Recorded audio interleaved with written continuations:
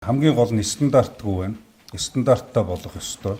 Дээрээс нь зөвшөөрөл авсан аж ахуйн нэгжүүд өөрсдөө стандартын дагуу эрүүл ахуйн шаардлага хангасан ийм газруудад боловсруулалт бэлтгэх ажлаа хийх ёстой байтал зөвшөөрөл нь нэг компани дээр байдаг. Боловсруулж нийлүүлж байгаа нэртэйгээр шаардлага хангаагүй эрүүл ахуйн эрсдэлтэй аюулгүй байдал хангаагүй ийм бүтээгдэхүүнүүд нийлүүлэгдэж хадгалалт тээвэрлэлтэн ч гэсэн шаардлага хангахгүй ийм нөхцөл байдал бас байгаа нь илт байгаа учраас эдгээр асуудлуудыг цогцоор нь шийдвэрлэх, цаашид тогтмол хяналт тавих, хамгийн гол нь стандартыг хангуулах тал дээр холбогдох яам агентлагууд ажиллах шаардлагатай байгаа. Аж ахуйн нэгжүүд бас хамтарч ажиллах зайлшгүй шаардлага байна.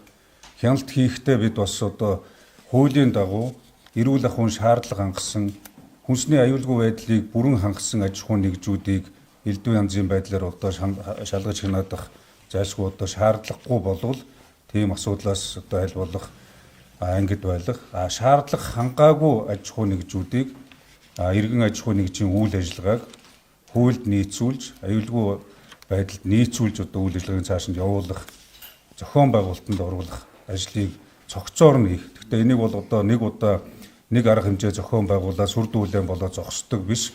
Тогтмол одоо хяналт шалгалт хийж гадагшаа экспортлогч бай, дотооддоо хэрэгэлдэгч бай.